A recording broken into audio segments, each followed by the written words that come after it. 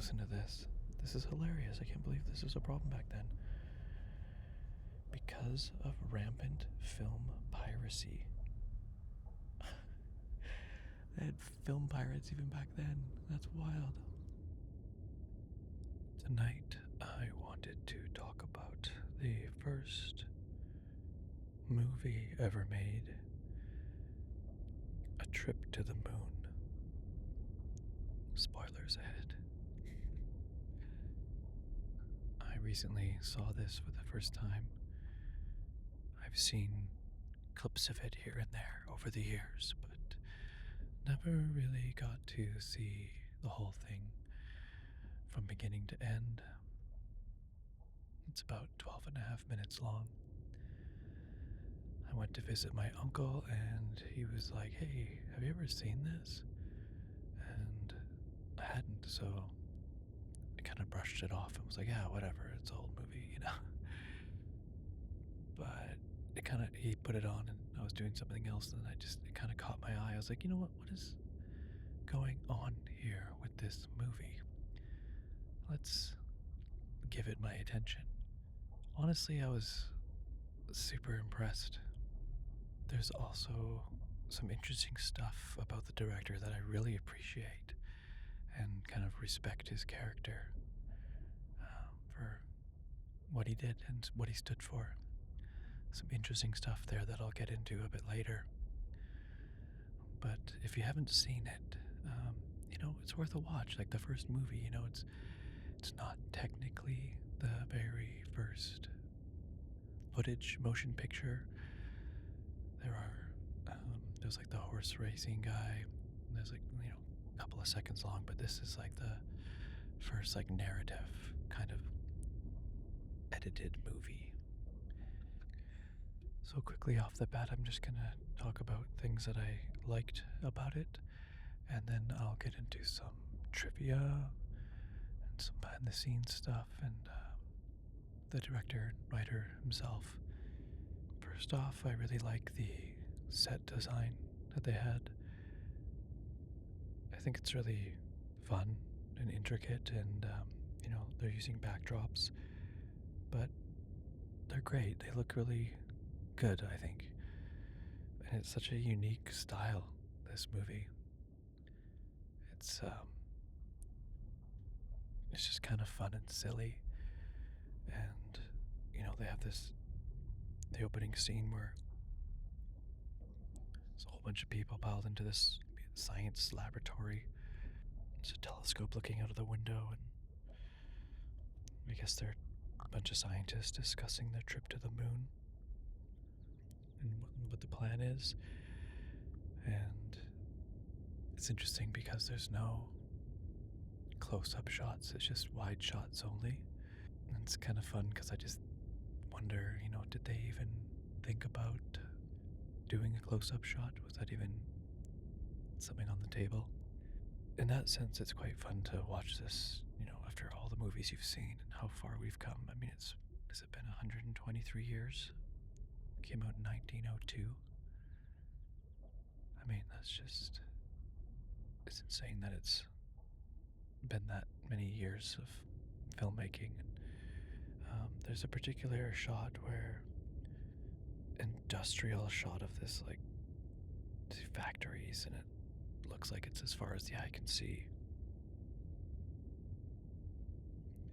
It actually looks quite dismal and kind of gross and like an industrial like overload kind of look. It looks almost cyberpunky in a way. It's just I was kind of taken aback seeing this shot where it was, they have the real smoke coming out of these stacks and coming through their backdrop set that they made, and I just like how it looks. It looks really cool. It's a fun style. Like I could go for some more of this. The sets, and there's something in here that's ahead of its time. I mean, for the first movie that was ever made, there's this part that is. Let me restart that. So something in this that just blew me away seeing it for the first time was that they have crossfades in this, transitions. And I don't know, is it just me or for the being the first movie ever made, and you're throwing in crossfade transitions right off the bat? Is that not is that not crazy, or is it? You know what I mean? Like, why? I haven't had anyone tell me that before, and I'm just like, yeah, that's actually kind of wild when you think about it. Like this, the first movie ever made, the guy was like crossfading transitions. It just seems like he was ahead of the curve to be able to think of that right off the bat. I mean, maybe it was like an idea that was already being discussed, but yeah. I mean, I had to look up the process of creating a crossfade with film, and it's interesting. They just turn the exposure all the way down as they're filming. You're turning the exposure all the way down, and then on the next shot, you're slowly turning the exposure up. So there's like you can see through it, and um, they just overlap those. So it's just a simple concept, but I just think that's such a really interesting thing to do in the first movie ever made. So when I saw that, I was like, whoa. Who is this guy that made this movie? I was like, why don't I know the guy's name who made the very first movie of all time? I love movies and I don't know that. That just seems. And there's also some like fading in of assets in a sense, like fading into people's floating in the sky, the stars that have human heads in them. It's that's a pretty neat effect for the time to fade in the stars like that weren't there originally. So props to that. Also love how they made the moon look like these tall pyres of stone and rock, and it's all jagged and sharp, almost like you'd imagine an asteroid in space or something, or at least how it's replicated in not replicated, at least how it's presented in Armageddon, the movie Armageddon with Bruce Willis, and those like razor sharp rocks, cliffs, and valleys, and it was so deadly looking, and it feels like it's almost inspired from this, the way they made the moon look. And they find like mushrooms and stuff underground. There's like caves with these giant mushrooms, and like a little alien, kind of like a golem thing. And there's other effects too where they hit a guy and he disappears in the smoke. They like makes him disappear. So they were doing some overlay shots, like combining shots. Just like really, you'd think people would start doing this like on the second film or third or fourth or something, or 10th. I don't know. It's just, I don't know why that's so fascinating to me that they were doing these kinds of effects like right off the bat. Right off the bat. So, another thing too is there's all these women wearing like shorts, like really short shorts, and like you're seeing all the way up their leg to like the hip, like the mid upper hip almost, like the mid hip. And there's like a whole bunch of them, and like for 1902, like showing a woman's entire legs, like a whole bunch of women's legs like that, isn't that kind of taboo for the time? So I haven't done research in that particularly, but I'm pretty sure like that would be kind of risque for back then. I feel like seeing a whole leg like that, let alone like 12 women's legs all the way up to the hip like that. So I was like, this guy just was right off the bat like pushing the boundaries of filmmaking. I do wonder if this movie was received with some backlash for that. Was this guy like a total rebel or something? Yeah, so another neat thing is that the director, well, let's say his name, well, it's French, so it's Georges Méliès. Georges Méliès. So, what's another interesting thing about this guy is that he quit filmmaking after making a few films. Like, he made more after this, and there was like, he was having issues with production companies who were trying to like take over control, and they had all this money and stuff, and he like quit filmmaking as a protest to what the people with money were doing and like trying to control it all. And I was like, what? This guy's protesting against the man back in, what is it, like 1910 or something, because they're like trying to take control of the film industry and stuff. It's like this guy got the full like filmmaker experience back in 1900s, early 1900s. He's like pushing the boundaries for, video editing, paving the way, and then also like protesting when things became unfair and money people tried to take control. It's just, I mean, it seems like not much has changed. Like immediately corporations were like controlling it and just causing problems like right off the bat, just like human nature. It's so brutal.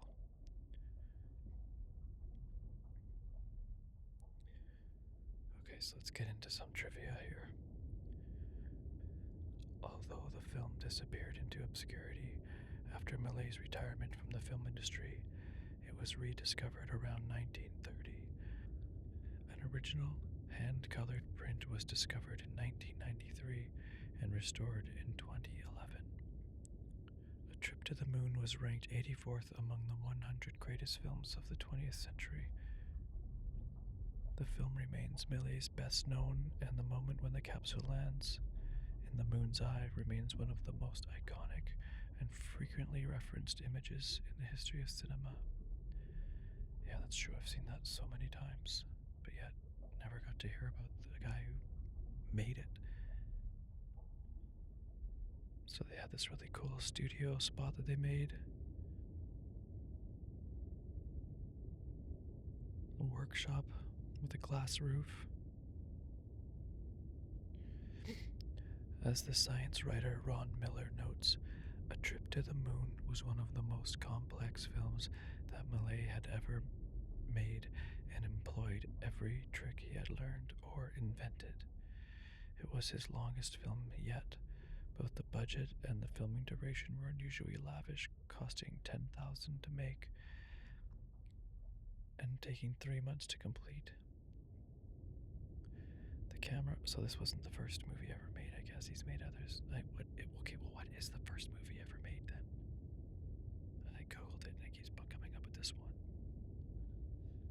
According to Millet's recollections, much of the unusual cost of A Trip to the Moon was due to the mechanically operated scenery and the selenite costumes in particular, which were made for the film using cardboard and canvas.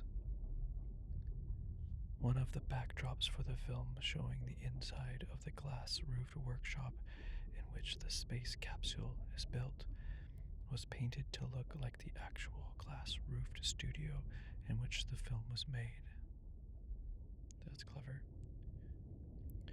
Many of the special effects in A Trip to the Moon, as in numerous other Millet films, were created using the substitution splice technique, in which the camera operator stopped filming long enough for something on screen to be altered, added, or taken away. Millet carefully spliced the resulting shots together to create apparently magical effects such as the transformation of the astronomers' telescopes into stools, or the disappearance of the exploding selenites in puffs of smoke. Other effects were created using theatrical means such as stage machinery and pyrotechnics. The film also features transitional dissolves. I do want to click on dissolves here. It's highlighted in blue. I just want to see if they note when it was first used. Let's see, I'm going to look that up. When was the first cross dissolve? When was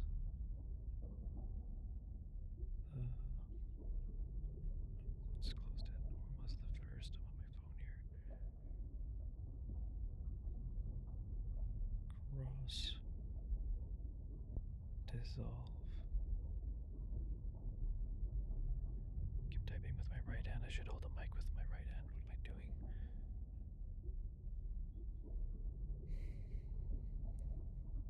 The first documented use of a cross dissolve in film is believed to be in George Millet's 1899 short film Cinderella. Yeah, he created Cinderella. Was Cinderella a story before he made the movie? Must have been.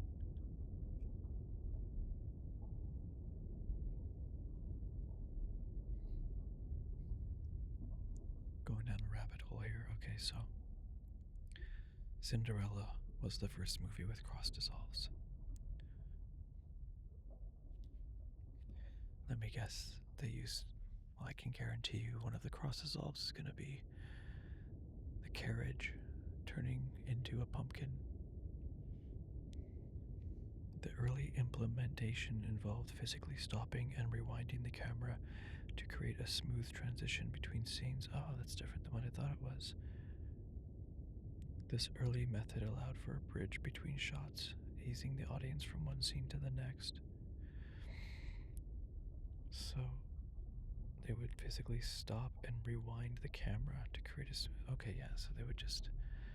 Oh, and then what? So they would film it and turn down the exposure all the way, eventually rewind it, and slowly turn the exposure up as they're filming. Because you'd have to have that gradient slide of it becoming opaque. Okay, so the first cross dissolve was 1899, 126 years ago. The first cross dissolve. Interesting. Okay, wait, where's my other window here? Okay. So here they say there's a pseudo tracking shot in the movie. The pseudo tracking shot, in which the camera appears to approach the man in the moon, was accomplished using an effect Millet had invented the previous year from the man with the rubber head. Rather than attempting to move his weighty camera toward an actor, he set a pulley operator chair upon a rail-fitted ramp, placed the actor, covered up the neck with black velvet, on the chair, and pulled him toward the camera. In addition to its technical practicality, this technique was also allowed Millet to control the placement of the face within the frame to a much greater degree of specificity than moving his camera allowed. A substitution splice allowed a model capsule to suddenly appear in the eye of the actor playing the moon, completing the shot.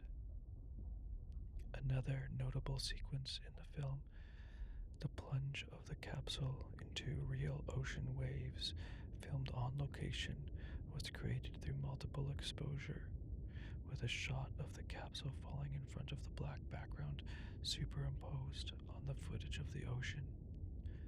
This shot is followed by an underwater glimpse of the capsule floating back to the surface, created by combining a moving cardboard cutout of the capsule with an aquarium containing tadpoles and air jets. The descent of the capsule from the moon was covered in 4 shots, taking up about 20 seconds of film time. That's really cool.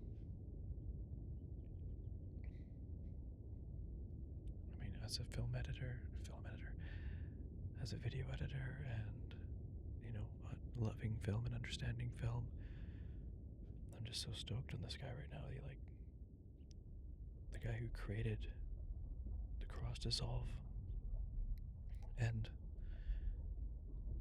the dolly shot, the push in, the film style,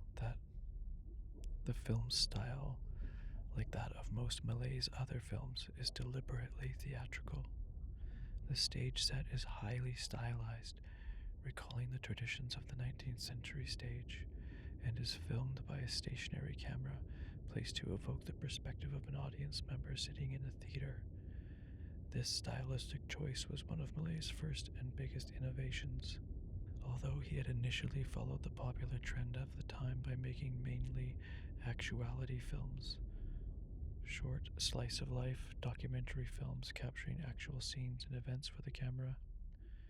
In his first few years of filming, Méliès gradually moved the far less common genre of fictional narrative films, which he called his scenes composées, or artificially arranged scenes. The new genre was extensively influenced by Malay's experience in theater and magic, especially his familiarity with the popular French fairy stage tradition.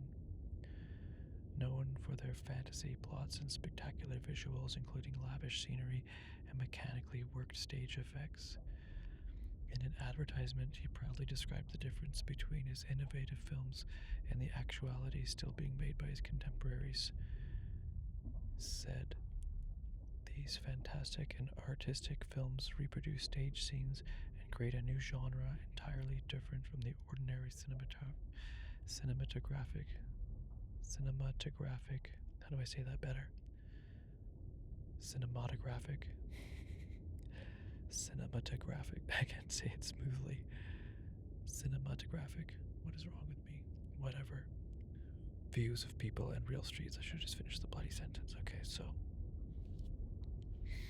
Because A Trip to the Moon preceded the development of narrative film editing by filmmakers such as Edwin S. Porter and W.D. Griffith, it does not use cinematic vocabulary to which American and European audiences later became accustomed, a vocabulary built on the purposeful use of techniques such as varied camera angles, intercutting, juxtapositions of shots, and other filmic ideas.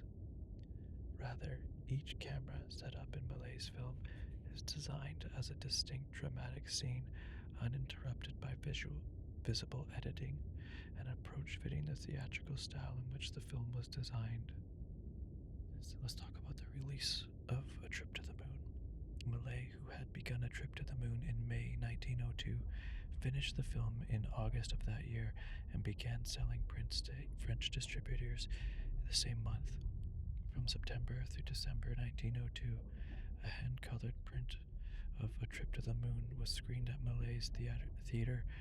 The film was shown after Saturday and Thursday matinee performances by Malay's colleague and fellow magician Jules Eugene Legris, who appeared as the leader of the parade in the two final scenes. Malay sold black and white and color prints of the film through his Star Film Company. So his company was called Star Film Company. Oh wow, listen to this. This is hilarious. I can't believe this was a problem back then. Because of rampant film piracy. They had film pirates even back then. That's wild. That is blowing my mind that immediately as movies were made, all the stuff we deal with the whole time was a problem for them immediately. Okay, let's read more here. Sorry for the delay. Just cut that out, jeez. So because of rampant film piracy, Malay never received most of the profits of the popular film. One account reports that Malay sold a print of the film to the Paris photographer Charles Gershel for use in Algiers theater, under strict stipulation that the print only be shown in Algeria. Gershel sold the print and various other Malay films to the Edison Manufacturing Company. He sent them directly to Edison's laboratories to be duplicated and sold by Vitagraph. Copies of the print spread to other firms, and by 1904, his company was redistributing it. Edison's print of the film was even offered a hand-colored version available at a higher price, just as Malay's had done. Malay was often uncredited altogether. For the first 6 months of the film's distribution, the only American exhibitor to credit Malay in advertisements for the film was Thomas Lincoln Talley, who chose the film as the inaugural presentation of his Electric Theater. Electric Theater, that's a cool name. To combat the problem of film piracy that became clear during the release of A Trip to the Moon, Millet opened an American branch of the Star Film Company, directed by his brother, in New York in 1903. The office was designed to sell Millet's films directly and to protect them by registering them under a United States copyright. The introduction to the English language edition of the Star Film Company catalog announced, "In opening a factory and office in New York, we are prepared and determined energetically to pursue all counterfeiters and pirates. We will not speak twice. We will act!" Explanation mark. Wow, that's just crazy to me that they had pirates back then. And like he wasn't credited for like 6 months. That's crazy. A trip to the moon was met with especially large enthusiasm in the United States. Washington, Cleveland, Detroit, New Orleans, and Kansas City reported the film's great success in their theaters. The film also did well in other